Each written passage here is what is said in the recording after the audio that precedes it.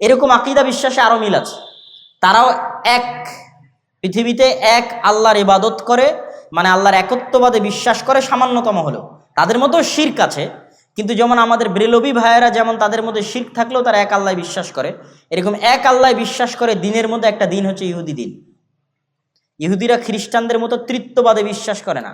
খ্রিস্টানরা কিন্তু তিনটা দিনে বিশ্বাস করে, তিনটা রব বা খোদায় বিশ্বাস করে, তারা একটাই বিশ্বাস করে। মুসলমানেরাও একটাই বিশ্বাস করে। তাহলে শত্রুতা কোথায়?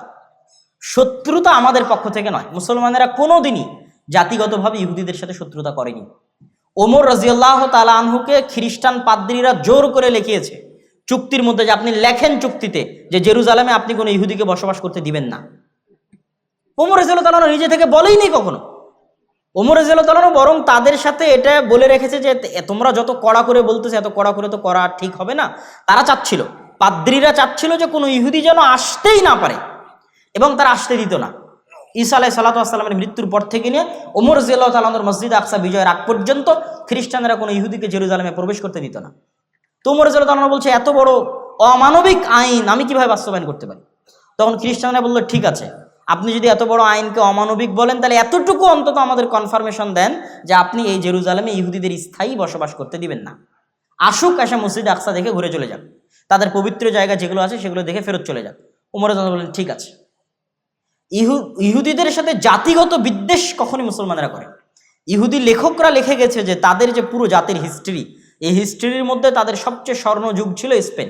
স্পেনে যখন মুসলমানদের শাসন ছিল তখন সারা পৃথিবীর নির্যাতিত অত্যাচারিত ইহুদিরা স্পেনে এসে আশ্রয় নিয়েছিল, আর মুসলিম বাদশাহ শাসকরা তাদের আশ্রয় দিয়েছিল, মানবিক কারণে আশ্রয় দিয়েছিল।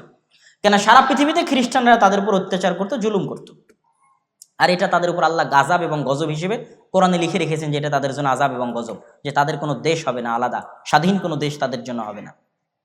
তো এই জন্য জাতিগত বিদ্বেষ আপনি মুসলমানদের থেকে পাবেনই না। তাহলে সমস্যা তাদের পক্ষ থেকে, তাদের অন্তরে এটা চরম আকারে সুপারিয়রিটি। পৃথিবীর সবচেয়ে ভয়ঙ্কর দুইটা জাতি সুপারিয়রিটিতে বিশ্বাস করে, একটা হিন্দুদের মধ্যে ব্রাহ্মণ, আর একটা হচ্ছে ইহুদি। এরা চরম আকারের সুপারিয়রিটিতে বিশ্বাস করে যে আমরা ডাইরেক্ট খোদার সন্তান, নাউজুবিল্লাহ, আল্লাহর সন্তান। ব্রাহ্মণেরা বিশ্বাস করে আমরা আল্লাহর মাথা থেকে তৈরি হয়েছে, ওরা বিশ্বাস করে আমরা আল্লাহর সন্তান।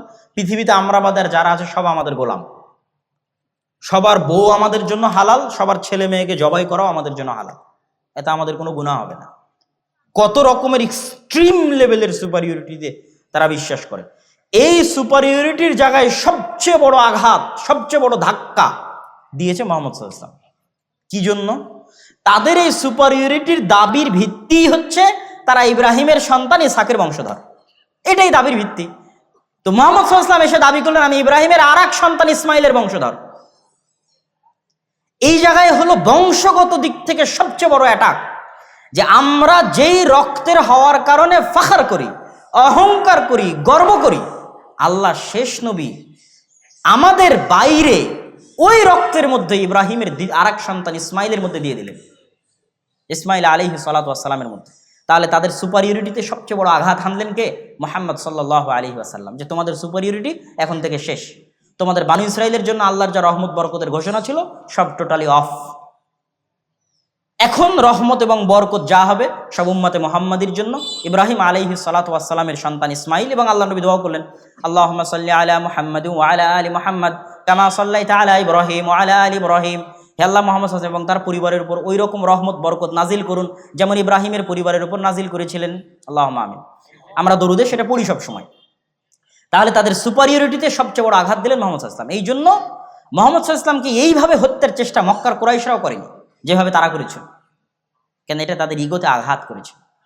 আজও তারা বানু ইসমাইলের সন্তানদেরকে হত্যা করতেছে এই একটা কারণেই, যে তাদের সুপারিয়রিটির জন্য সবচেয়ে বড় চ্যালেঞ্জ হচ্ছে ইসলাম এবং মুসলমানরা। কেন? তারা যেই মিল্লাতে ইব্রাহিমের দাবি করে ওই মিল্লাতে ইব্রাহিমের যোগ্য এবং সত্য দাবিদার, যোগ্য এবং সত্য উত্তরসূরি হচ্ছে মুহাম্মদ সাল্লাল্লাহু আলাইহি ওয়াসাল্লাম এবং তার অনুসারীরা। এবং তাদের ধর্মগ্রন্থে লেখা আছে যে ইব্রাহিম আলাইহিস সালাতু ওয়াস সালামের আরেক স্ত্রী হাজেরা এবং হাজেরার সন্তান ইসমাইলকে মক্কায় রেখে আসা হয়েছিল। তাদের ধর্মগ্রন্থে লেখা আছে তোমাদের ভাইদের মধ্যে আল্লাহ শেষ নবী পাঠাবে।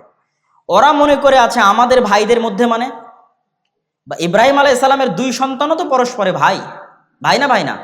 ইসহাক এবং ইসমাইল পরস্পরে ভাই না ভাই না? ভাই। তারা মনে করে আছে যে ইয়াকুব আলাইহিস সালামের 12 সন্তান, আমরা পরস্পরে ভাই। আমাদের মধ্যে থেকে আল্লাহ শেষ নবী পাঠাবেন, এই অপেক্ষায় তারা আছে। কিন্তু আল্লাহ সুবহানাহু ওয়া তাআলা তাদের ভাইদের মধ্যেই শেষ নবী পাঠিয়েছেন, সেটা তাদের আদি ভাই ইয়াকুবের পিতা ইসহাক আলাইহিস সালাতু ওয়াস সালামের রক্তের ভাই ইসমাইল আলাইহিস সালাতু ওয়াস সালামের বংশে আল্লাহ সুবহানাহু ওয়া তাআলা শেষ নবী পাঠিয়েছে। সম্মানিত উপস্থিতি, এই হিংসার কারণে, এই বিদ্বেষের কারণে তারা মুসলমান এবং ইসলামদেরকে সমূলে ধ্বংস করে দিতে চায়। কেন? তারা জানে তাদের পতন যদি কারো হাতে হয়, মুসলমানদের হাতেই হয়। এটাই হলো সমস্যা। যেমন ফেরাউন জানতো তার পতন যদি কারো হাতে হয়, বানু ইসরাইলের হাতে হয়। তারাও জানে আমাদের পতন যদি কোনোদিন কারো হাতে হয়, তাহলে মুসলমানদের হাতে হবে। সম্মানিত উপস্থিতি, আমি আমার এই দীর্ঘ ঐতিহাসিক বিশ্লেষণ থেকে আপনাদের কাছে এতটুকুই আহ্বান জানাবো, দিনে ফিরে আসা ছাড়া। আপনি তাদের সাথে মোকাবেলা করবেন অথচ আপনার মধ্যে দিন নাই, তাহলে কি দিয়ে মোকাবেলা করবেন? সে তো দিনের কারণেই এটা জয় করতে এসেছে, দিনের কারণে এখানে শাসন প্রতিষ্ঠা করতে এসেছে, দিনের কারণে আপনাকে হত্যা করছে। আর আপনি দিন ছেড়ে দিয়ে তার উপর দিয়ে বিজয় লাভ করতে চাচ্ছেন, এটা ইম্পসিবল, অসম্ভব। একদল মানুষ যদি দিন পালন করে আল্লাহর উপর ভরসা করে বের হয়ে আসে, তাহলে তাদের হাতে আল্লাহ সুবহানাহু ওয়া তাআলা মসজিদে আকসা বিজয় দিবেন, এটা আল্লাহর ওয়াদা। আমরা এখন পারছি না কেন? আমরা এখন গজবের অবস্থায় আছি, আযাবের অবস্থায় আছি। আল্লাহ তাদেরকে দিয়ে আমাদের উপর শাস্তি দিচ্ছে। যেমন ফেরাউনকে দিয়ে তাদেরকে শাস্তি দিয়েছিল, তাদেরকে আযাব এবং গজবের মধ্যে আল্লাহ সুবহানাহু ওয়া তাআলা নিক্ষেপ করেছিলেন। ঠিক এই যুগের ফেরাউন হচ্ছে তারা। আমরা আযাব এবং গজবের মধ্যে আছি, এবং এখান থেকে উদ্ধার পেতে হলে ঈমান এবং আমল লাগবে, স্বাধীন চেতা বিশ্বাসী লাগবে। গোলামি বিশ্বাস চলবে না। আমি বলেছি আমাদের সবচেয়ে বড় সমস্যা গোলামির বিশ্বাস। মুসা আলাইহিস সালাম যদি বানু ইসরাইলের ঘর বাড়িতেই লুকিয়ে লুকিয়ে মানুষ হতেন, উনি জীবনে কোনোদিন ওই ফেরাউনের বংশের কিবতীকে এক থাপ্পড়ে হত্যা করতেন না। কেননা বানু ইসরাইলের সাথে পালিয়ে পালিয়ে মানুষ হতে হতে অন্তর ছোট হয়ে যেত। কথা আমার বুঝতে পারছেন? তো মুসা আলাইহিস সালামকে আল্লাহ মানুষ করলেন ফেরাউনের ঘরে। তো ফেরাউনের ঘরে উনি স্বাধীন চেতা হয়ে মানুষ হয়েছে, যে একটা মানুষের পূর্ণ অধিকার সুযোগ সুবিধা কি হওয়া উচিত। ওই অবস্থায় বড় হয়ে যখন দেখছে তার বংশের মানুষকে আর একজন মারছে, তখন দিয়েছে এক থাপ্পড়ে মরে গেছে। তো এক থাপ্পড় দেওয়ার জাজবা কোথায় থেকে আসলো? গোলামি মুক্ত অবস্থায় বড় হয়েছেন, এই জন্য আল্লাহ তাকে গোলামি মুক্ত অবস্থায় ফেরাউনের বাড়িতে, ফেরাউনের ঘরে বড় করেছে। আর আমরা জীবনযাপন করছি 200-250 বছর থেকে গোলামির অবস্থায়, এখনো গোলামির অবস্থায়। স্বাধীন চেতা মনোভাব আমাদের মধ্যে নাই। আমাদের চাল চরিত্র বিকৃত হয়ে গেছে, স্বভাব চরিত্র বিকৃত হয়ে গেছে। এই জন্য আমাদেরকে আমাদের দিনে ফিরে আসতে হবে, স্বাধীন চেতা মনোভাবী হতে হবে। মা এবং বোনদেরকে নিয়ত রাখতে হবে যে তারা পুত পবিত্র অবস্থায় সন্তান জন্ম দিবে আল্লাহ সুবহানাহু ওয়া তাআলার সন্তুষ্টির জন্য, আল্লাহর দিনের জন্য। কখনো বেহায়াপনা দিয়ে পুরুষ জন্ম দেওয়া সম্ভব নয়।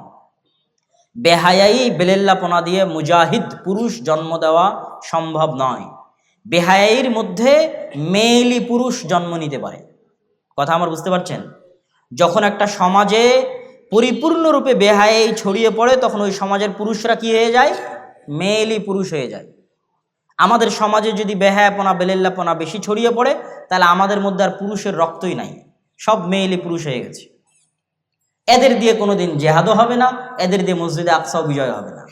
তাহলে পুরুষ জন্ম দিতে হবে। পুরুষকে জন্ম দিতে পারবে পুত পবিত্র বেহায়াপনা বেলেল্লাপনা মুক্ত অবস্থায় যে থাকবে, সে পুরুষ সিংহ, বাঘ, বীর সিংহ সালাহুদ্দিন আইয়ুবী, তারেক বিন জিয়াদের মতো সন্তান জন্ম দিতে পারবে, স্বাধীন চেতা সন্তান জন্ম দিতে পারবে, মেয়েলি পুরুষ নয়।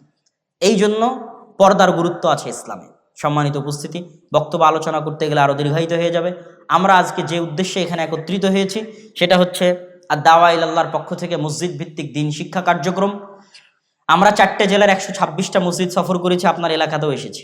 আপনাদের চারঘাটে সফর করেছি, আপনাদের বাঘায় সফর করেছি, আপনাদের পুঠিয়াতে সফর করেছি। হয়তো সফরের সময় আপনারা ছিলেন না বা জানতেন না, হয়তো সেভাবে বুঝতে পারেননি, কিন্তু আমরা আমাদের মতো 126টা মসজিদ সফর শেষ করেছি। আমাদের সফরগুলো আবারও শুরু হবে ইনশাআল্লাহ।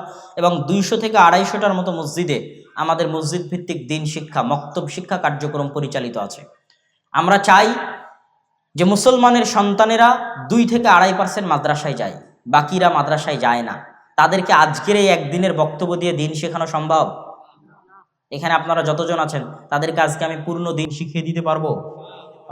এখানে শত শত স্কুল কলেজের ছাত্র আছে, এদেরকে আজ আধা ঘন্টা 1 ঘন্টা বক্তব্য দিয়ে কি দিনের জ্ঞান দিবে? তাদেরকে দিনের জ্ঞান দিতে পারবো যদি এই অঞ্চলের সব মসজিদে দিন শিক্ষার শক্তিশালী ব্যবস্থা, মসজিদে দিন শিক্ষার ব্যবস্থা তৈরি হয়। এই জন্য প্রত্যেক মসজিদ কমিটির প্রতি আমাদের উদাত্ত আহ্বান থাকবে, আমাদের সাথে হোক, আমাদের আলাদা হোক। আমাদের সিলেবাস অন্তত রেডি, আপনি আমাদের সিলেবাসটা অন্তত আপনার মসজিদে মক্তবে চালু করুন। মক্তবগুলোকে তদারকির দায়িত্ব আমাদেরকে দিন। আপনি তদারকি করতে পারছেন না, আপনি শুধু মসজিদের ইমামের আপনার মসজিদে যে চলমান মক্তব আছে সেই চলমান মক্তবটাই আমরা তদারকি করে চাঙ্গা করে দেব। আমাদের তদারকি করার সিস্টেম আছে, আমাদের সিলেবাসের সিস্টেম আছে, প্রশিক্ষণের সিস্টেম আছে। সুতরাং প্রত্যেক মসজিদ কমিটির প্রতি উদাত্ত আহ্বান থাকবে যে আপনারা দাওয়া ইলাল্লাহর অধীনে আপনাদের মসজিদগুলোতে মক্তব শিক্ষা, দিন শিক্ষার ব্যবস্থা করুন। মুসলমানের প্রত্যেক সন্তানের কাছে দিনের জ্ঞান পৌঁছে দিতে আমাদেরকে সহযোগিতা করুন। এটা বাংলাদেশে ব্যতিক্রমধর্মী প্রথম প্রজেক্ট যা আল জামিয়া সালাফিয়ার অধীনে পরিচালিত হচ্ছে আর দাওয়া ইলাল্লাহ নামে। আমরা চাই প্রতিটি মসজিদ হোক দিন শিক্ষার প্রথম পাঠশালা। বাংলাদেশের কোনো মসজিদ যেন দিন শিক্ষা থেকে বিরত বা মুক্ত বা আলাদা না থাকে। আমার মাধ্যমে হোক, আমাকে ছাড়া হোক, মসজিদে দিন শিক্ষার ব্যবস্থা থাকতে হবে। এই নিয়ে আমরা দাওয়াত নিয়ে মসজিদে মসজিদে যাচ্ছি, আপনাদের বাড়িতে বাড়িতে এসেছি এবং আজকেও আপনাদের এলাকায় এসেছি ওই একই উদ্দেশ্য নিয়ে। আজকের প্রোগ্রামও আমরা একই উদ্দেশ্য নিয়ে দিয়েছি। সম্মানিত উপস্থিতি, তো এই মসজিদ ভিত্তিক দিন শিক্ষা কার্যক্রমকে শক্তিশালী করার লক্ষ্যে আমি আমার বক্তব্য শেষ করার পূর্বে আপনাদের কাছে উদাত্ত আহ্বান জানাই যে আপনারা যারা আজকে এই প্রোগ্রামে অংশগ্রহণ করেছেন, প্রোগ্রামের আয়োজনে হোক, এই মসজিদ ভিত্তিক দিন শিক্ষা কার্যক্রমের জন্য হোক, আপনার আল্লাহ সুবহানাহু ওয়া তাআলার সন্তুষ্টির জন্য আপনাদের অর্থনৈতিক সহযোগিতায় বৈঠকি দানে অংশগ্রহণ করবেন। 5 টাকা, 10 টাকা, 1 টাকা, 8 আনা হলেও যাতে আপনার অংশগ্রহণ মুক্ত না থাকে। একজন মুসলমানের সন্তানও যদি আপনার এই দান থেকে পবিত্র কোরআনের একটি অক্ষরও শিখে, তাহলে সে এটার মাধ্যমে পরকালীন নাজাত এবং মুক্তি পাবে। আর আপনার দুনিয়া থেকে বিদায় নেওয়া 500 বছর হয়ে গেলেও আপনি দেখবেন যে এই যে একজন ছেলে আপনার অর্থে কোরআন শিখেছিল, সেই কোরআন শিখা এখনো অব্যাহত আছে এবং আপনি কবরে নেকি পাচ্ছেন। বা আজকে যারা আমরা মাগরিব বৈঠক আমাদের স্টেজে যারা আছেন তাদেরও অংশগ্রহণ করার জন্য আমি অনুরোধ জানাচ্ছি। কেউ মুক্ত থাকবেন না, আলাদা থাকবেন না। আমাদের স্বেচ্ছাসেবক ভাইয়েরা কই? তারা ডান দিক এবং বাম দিক থেকে ভেতরে ঢুকবেন। আপনারা কেউই, কোনো ব্যক্তি এই দান থেকে নিজেকে দূরে রাখবেন না। আল্লাহ সুবহানাহু তাআলা কখনোই বলেনি আপনার টাকা আপনি দান করুন, এটা কখনোই বলেনি। আল্লাহ সুবহানাহু তাআলা বলেছে আমি তোমাদের যে রিজিক দিয়েছি সেখান থেকে দান করো, আমি দিয়েছি।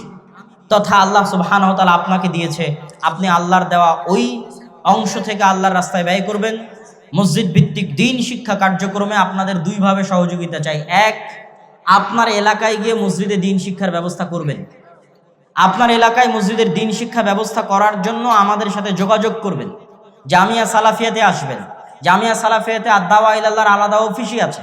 সকাল 8টা থেকে 5টা ওখানে মানুষজন বসে আছে, শুধু কোথায় মক্তব চালু করা যাবে এই জন্য, এই অপেক্ষায় বসে আছে। কোন মক্তবে আমরা সিলেবাস দিয়ে পাঠাবো এই অপেক্ষায় বসে আছে। সুতরাং আপনারা আপনাদের মসজিদগুলোতে মক্তব চালু করুন, চালু করার জন্য উদ্যোগ নিন। চালু থাকলে আমাদের সাথে যোগাযোগ করুন। আমাদের সিলেবাস এবং আমাদের ট্রেনিংয়ের মাধ্যমে আপনার ওই মসজিদে মক্তব শিক্ষাকে আমরা চাঙ্গা করতে চাই, শক্তিশালী করতে চাই। যে সমস্ত ছেলে মেয়ে মাদ্রাসায় আসে না, তথা 98% ছেলে মেয়ে তাদের যারা স্কুল কলেজে যায় তাদের কাছে দিনের মৌলিক জ্ঞানটা আমরা পৌঁছে দিতে চাই। এই আমাদের চেষ্টায় শুধু অর্থনৈতিক অংশগ্রহণ আমি চাইনি। অর্থনৈতিক অংশগ্রহণ আমার মুখ্য উদ্দেশ্য নয়। আমার মুখ্য উদ্দেশ্য হচ্ছে আপনার সাথে আমার যোগাযোগ, আমার সম্পর্ক, আপনার মসজিদে আমার যাওয়ার ব্যবস্থা করে দেওয়া। এই জন্য ওপেন আমার বক্তব্যে ঘোষণা দেওয়া আছে যে আপনি যদি মনে করেন যে আমাকে লক্ষ টাকা দিয়ে আপনার একটা প্রোগ্রামে একদিনের জন্য নিয়ে যাবেন, আমাকে নিয়ে যেতে পারবেন না। কিন্তু আপনি যদি বলেন যে আপনার মসজিদে কোরআন শিক্ষার ব্যবস্থা হবে, এটা উৎসাহ দেওয়ার জন্য আমার যাওয়া দরকার, আমি আমার জমি বিক্রি করে হলো আপনার ওই মসজিদে উপস্থিত হব ইনশাআল্লাহ। এই ওয়াদা প্রত্যেকটা মসজিদে গিয়ে আমার করা আছে এবং সেই ওয়াদা আমি পূরণ করতেছি। আর ওই প্রোগ্রামেই অংশগ্রহণ করব যেই প্রোগ্রামও এরকম ফি সাবিলিল্লাহ। আজকের প্রোগ্রামে যেমন আমরা ফি সাবিলিল্লাহ এসেছি আল্লাহ সুবহানাহু ওয়া তাআলার সন্তুষ্টির জন্য, মসজিদ ভিত্তিক দিন শিক্ষা কার্যক্রমের সচেতনতা তৈরির লক্ষ্যে, এটাকে আরও শক্তিশালী মজবুত করার লক্ষ্যে এসেছি। এই ধারাবাহিকতা আমাদের সামনে আরও বজায় থাকবে এবং অব্যাহত থাকবে। আপনারা দোয়া করবেন যেন আল্লাহ সুবহানাহু ওয়া তাআলা এই উদ্যোগকে কবুল করে। সবাই বলে আল্লাহুম্মা আমিন। কেননা আল্লাহ সুবহানাহু ওয়া তাআলা কবুল না করলে এটা আমাদের জন্য করা কঠিন হয়ে যাবে, আমরা এটাতে সফল হতে পারবো না। কিন্তু আল্লাহ সুবহানাহু ওয়া তাআলা যদি কবুল করে তিনি আমাদের জন্য রাস্তা সহজ করে দিবে। অতএব আমরা আবারও দোয়া করি আল্লাহ সুবহানাহু ওয়া তাআলা আল জামিয়া সালাফিয়ার অধীনে পরিচালিত আর দাওয়া ইলাল্লাহর মাধ্যমে মসজিদ ভিত্তিক দিন শিক্ষার এই কার্যক্রমকে কবুল করুন, আল্লাহুম্মা আমিন। সম্মানিত উপস্থিতি, এখান থেকে যখন আপনারা আলোচনা শেষে বিদায় নেবেন, তখন বিদায় নিয়ে যাওয়ার পূর্বে আমাদের মাসিক আল ইতিসামকে মূল্যায়ন করার চেষ্টা করবেন। বাংলাদেশের একমাত্র পত্রিকা যার ফতোয়া বোর্ডে ভারতের জামিয়া সালাফিয়া বানারসের মুহাদ্দিসরাও বসে, একমাত্র পত্রিকা বাংলাদেশের যার ফতোয়া বোর্ডে শুধু বাংলাদেশের আলেমরা নয়, ভারতের আহলে হাদিসদের সবচেয়ে বড় প্রতিষ্ঠান জামিয়া সালাফিয়া বানারসের বড় বড় বিজ্ঞ ওলামা ইকরাম এই ফতোয়া বোর্ডে অংশগ্রহণ করে থাকেন, যারা এখন আল জামিয়া সালাফিয়া ডাঙ্গিপাড়া পবা রাজশাহীর শিক্ষক হিসেবেও দায়িত্ব পালন করছেন। বাংলাদেশের একমাত্র শিক্ষা প্রতিষ্ঠান যেখানে এত বেশি পরিমাণে বিদেশি যোগ্য শিক্ষক দার্স প্রদান করে থাকেন, যারা আল জামিয়া সালাফিয়া বানারস ভারতের আহলে হাদিসদের সবচেয়ে বড় প্রতিষ্ঠান থেকে আগত। এটা বাংলাদেশের একমাত্র ব্যতিক্রম প্রতিষ্ঠান জামিয়া সালাফিয়া ডাঙ্গিপাড়া পবা রাজশাহী। এবং এখানে অচিরেই সৌদি থেকেও মদিনা ইসলামী বিশ্ববিদ্যালয়ের সাথে সম্পৃক্ত শিক্ষকগণ আসবেন। আমরা সেই আশায় সেই অপেক্ষায় দিন কাটাচ্ছি। ইতিমধ্যে 3 জন মদিনা ইসলামী বিশ্ববিদ্যালয়ের সাবেক শিক্ষক 10 দিন ব্যাপী জামিয়া সালাফিয়া ডাঙ্গিপাড়া পবা রাজশাহীতে দার্স দিয়ে গেছেন। এই ধারাবাহিকতা সামনে অব্যাহত থাকবে ইনশাআল্লাহ। পাশাপাশি আমাদের যে বইগুলো আছে এবং আপনাদের শ্রদ্ধেয় শায়েখ আব্দুর রাজ্জাক বিন ইউসুফ হাফিজাহুল্লাহর যে বইগুলো আছে সে বইগুলো মূল্যায়ন করার চেষ্টা করবেন। মিন্নাতুল বারি, আমরা হাদিস মানতে বাধ্য, আইনে রাসূল দোয়া অধ্যায়, উপদেশ, কে বড় ক্ষতিগ্রস্ত, কে বড় লাভবান, আদর্শ পরিবার। পাশাপাশি আমার আম্মার কিছু বই আছে যে বইগুলোর পিছনে আমারও পরিশ্রম আছে। আব্বুর বইগুলো আমার কোনোদিন দেখে দেওয়া হয়নি, কিন্তু আমি আমার আম্মার অনেকগুলো বইয়ের পিছনে কাজ করেছি। তার মধ্যে একটা হচ্ছে সমঅধিকার নয় মর্যাদা চাই, শিক্ষা বনাম জাহিলিয়াত, কেন হব অবরোধবাসিনী, কেন হব অবরোধবাসিনী লেখা হয়েছে বেগম রোকেয়ার অবরোধবাসিনীর জবাবে।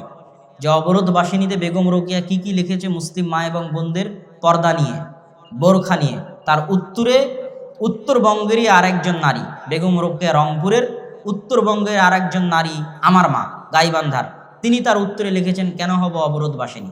স্কুল কলেজের প্রত্যেক নারী শিক্ষার্থীর ছাত্রীদের এই বইটি পড়া উচিত।